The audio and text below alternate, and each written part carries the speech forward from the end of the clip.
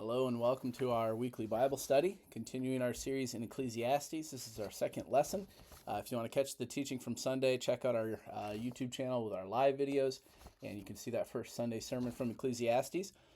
Tonight we are looking at verses 12 through 18 of chapter 1, Ecclesiastes 1, verses 12 through 18.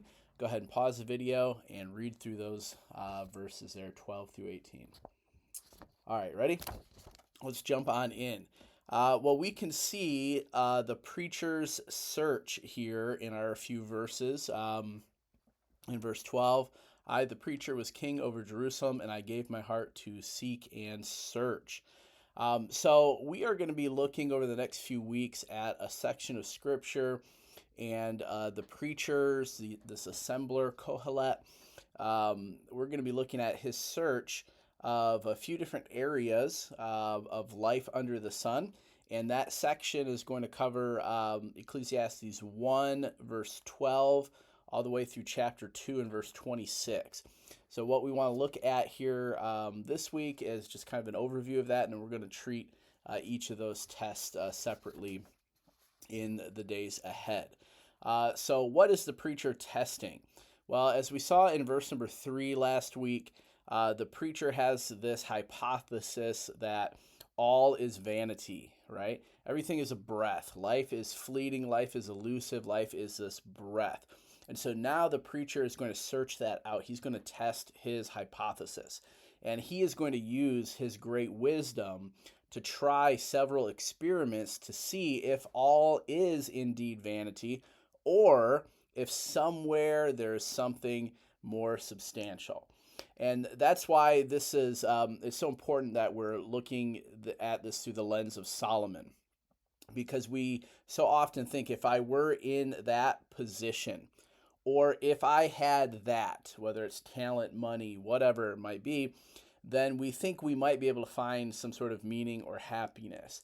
And Ecclesiastes, as we look at things through Solomon's lens, who's more powerful, more wise, wealthier than we could imagine, it removes that illusion. It wakes us up, as we talked about on Sunday.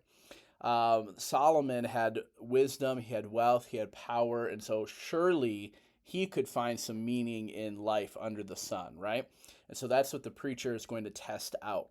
Now, what is his conclusion in this section of Scripture, Ecclesiastes 1:12 through 2 and verse 26? His conclusion is that life truly is vanity.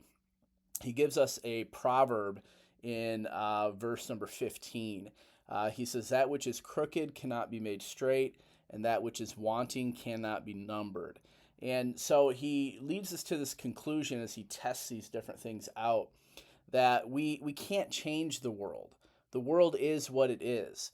And when we try to find meaning here under the sun, we try to find fulfillment in the things of this life, separated or apart from God, life under the sun, we're going to be disappointed, right? And we can't change the way the world is. Let's stop resisting it. Let's wake up to reality and find meaning in the right things, right? That's how creation is right now. In Romans 8:20, it says, for the creation was subjected to futility or to vanity. So the answer must not be in escaping this reality that we live in, right? There must be another way. And so the preacher is going to search those things out in the end of chapter 1 and throughout chapter 2.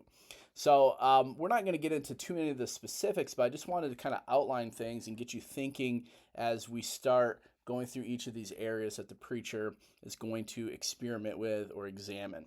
And so that brings us to our second point. We've discussed the preacher's search. Now, what is he testing out, right? What are these things that he concludes, you can't change? Life under the sun truly is vanity. What are these things that don't bring meaning, right? Well, the first one that he investigates is wisdom. And so you can see that in verse 13 down through verse 18. He gathers up all of his wisdom, and he's going to search this out, right? But he finds that too is empty in verse 18. For in much wisdom is much grief. Actually, the wiser you are, the more problems you see, and it doesn't bring happiness. It doesn't bring fulfillment, right? He picks that up again in chapter 2 in verses 12 through 17 when he says, yeah, wisdom is better than folly, but I don't see much of a difference in the end result of the two, right? And so the first thing that doesn't bring meaning is wisdom. That's not to say wisdom is bad or wisdom isn't good, but it doesn't bring the satisfaction that we think it does. And of course, we see this in the world around us, whether it's the pursuit of education or just this careful, wise, planned way of living, right? Does that truly bring meaning? The preacher's going to test that out. The second thing that he tests out here in this passage of Scripture is pleasure. And so you can see that in chapter 2, beginning in verse 1 down through verse number 11. And so he asks that question, if I seek pleasure, whether that's with riches or with wine or with sex, right? Will that bring satisfaction? Will that bring meaning to this life under the sun? Of course, we see that around us. We see that with people spending their life in substances, drugs, alcohol, sex, possessions, right? And the preacher talks about that. I think it's funny, like it's almost like he's in that HGTV mindset. You can see that in chapter 2, verse 4, where he made these great works. I builded me houses, I planted me vineyards, right? He does a home makeover. It doesn't bring satisfaction, right? So he investigates pleasure. We'll talk about that in the days ahead as well. And then the last one in this section is in chapter 2, verses 18 through 23, and that is toil or work, right? And so we see that in our world around us. Sometimes we fall into that as well. Someday this labor will all pay off, right? You have older people that are living and working for retirement. They finally retire, they stop working. Do they find satisfaction, right? You have young people that they hate their job and they're living for the weekend. Do they find satisfaction in, finishing things up on Friday and then the weekend comes along? Does that bring meaning to life? You have people that are working and toiling and laboring for possessions, and the preacher investigates whether that is a source for meaning or for happiness. Now, I'll give away the game. None of those things are, and so he comes to the conclusion at the end of chapter 2 in verses 24 through 26. And that is to stop looking for satisfaction in life under the sun and instead enjoy God's daily benefits today. He says in verse 24, there's nothing better for man than that he should eat and drink and that he should make his soul enjoy good in his labor. This also I saw that it was from the hand of God. And so when we live for life under the sun, disconnected from God, we're going to find vanity, emptiness, that breath that we talked about, vapor, life as a vapor.